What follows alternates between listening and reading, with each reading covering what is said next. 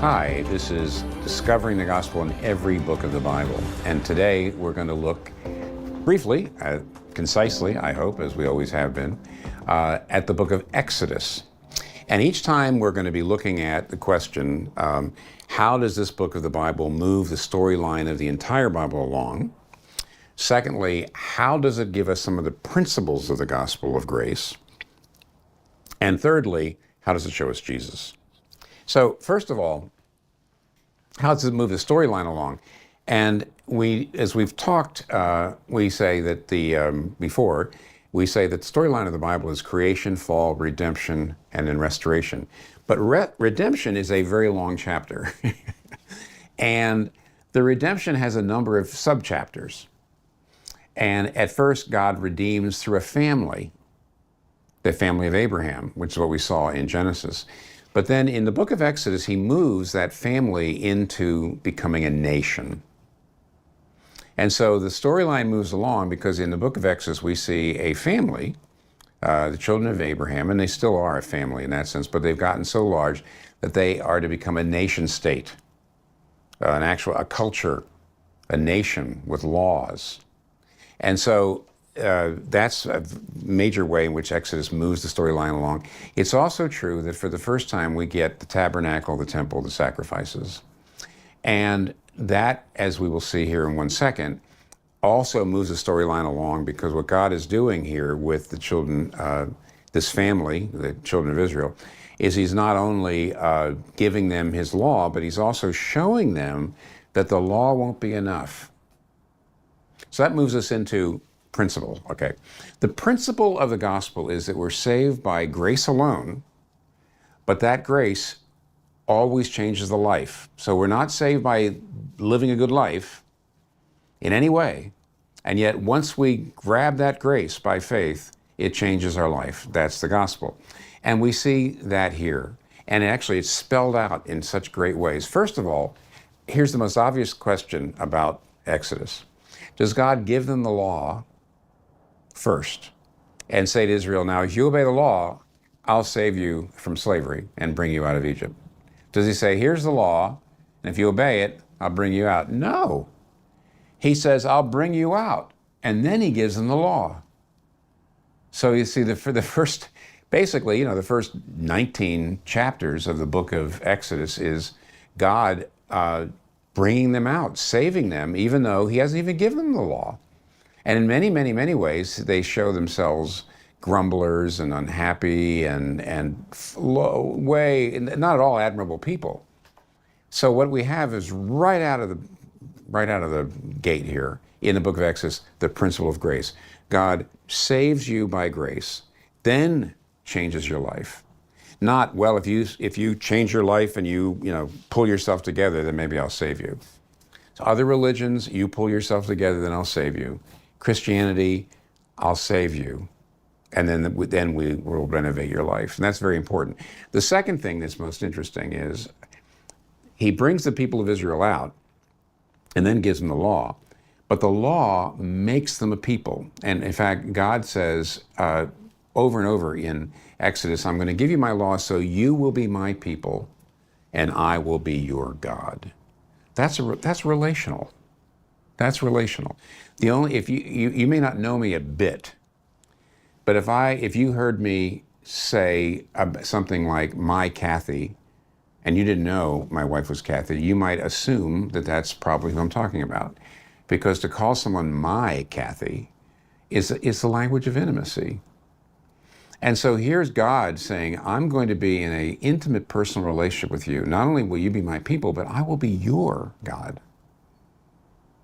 And what is the purpose of the law then? The purpose of the law is not to save us, but the purpose of the law is not to rack up merit points. The purpose of the law is to have a relationship. The law shows us that this is the kind of God we have. Don't kill, don't steal, don't commit adultery. Why? Because the God you have a relationship with, if we're going to have a relationship, is a God of honesty, is a God of caring, is a God of love. And therefore, it's extraordinarily important for you to see that the role of God's moral law is there for relationship. That's radical. It's just completely radical. So the idea that grace comes first, then obedience, rather than the other way around, and the idea that also it's very important that you see that the law is there, we must obey it, but we obey it in order to have a relationship with God. Those are very, very important things that you only see in the book of Exodus. But the last thing, and brings us to Jesus, is this. God doesn't just give them the law. He also gives them the tabernacle and the sacrifices. And actually, if you're going to divide Exodus into 3 parts, as I would, the first few chapters are God bringing the people out. Then the middle chapters are the law, and the last chapters are the tabernacle. And why would God say you're going to have a priest, and you're going to have to have sacrifices, and you're going to have to be offering those sacrifices to atone for sin? Why doesn't he just give them the law? What's with all the sacrifices? And the answer is, this is pointing forward, that the law will never be enough. Even the law given after grace, even the law given only for relationship purposes, will never live up to it. Never. And therefore, unless there's some way of paying for our sin, unless there's some way of atoning for our failures to obey the law, we are not going to be able to stay in a relationship with a holy God. We cannot be in a relationship with a holy God, and of course, now we're going to be talking about Leviticus later on, but you cannot be in a relationship with a holy God unless someone atones for your failures to obey the law, which should be the basis for your relationship. And of course, what that means is here we're looking at Jesus. And especially in this way, the original act of deliverance was the Passover. God sent the angel of death into the Egypt to kill, to destroy. And he said, however, if you kill a lamb and you spread the blood on the doorposts, then the angel of death will pass over you. And of course, Jesus Christ actually has literally said that his Lord's Supper is a Passover sacrifice. And Paul has literally said he's the Passover sacrifice. He is the Lamb of God. All these other lambs that were slaughtered in Passover over the years, they can't atone for sin, but Jesus Christ is the Lamb of God who takes away the sin of the world. It's by the way, it's intriguing. I'm just tell you a quick story to end. Yep, I can do that. Charles Spurgeon was a great Baptist preacher, and in the 19th century in London, and he was going to preach at a great big auditorium, and not just an auditorium, but almost a palace.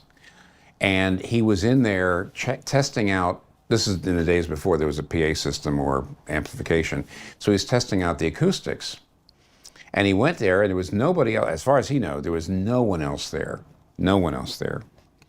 But what he did was he decided to test the acoustics by calling out, "Behold the Lamb of God who taketh away the sin of the world," which is, of course, what John the Baptist said about Jesus. "Behold the Lamb of God that taketh away the sin of the world." And there was actually a workman way high up in the rafters that Spurgeon didn't know about, who didn't go to church, wasn't a Christian, and when he heard that voice coming through, he came under very great conviction. He says, "What does that mean?" Something happened in his heart, and he went and studied it and became a Christian. Later on, came back when he realized it was Spurgeon's voice that he'd heard. It's not little woolly bipeds that can take away the sin of the world. Those Passover lambs point to Jesus, the great Passover lamb. The book of Exodus shows us the gospel of Jesus Christ.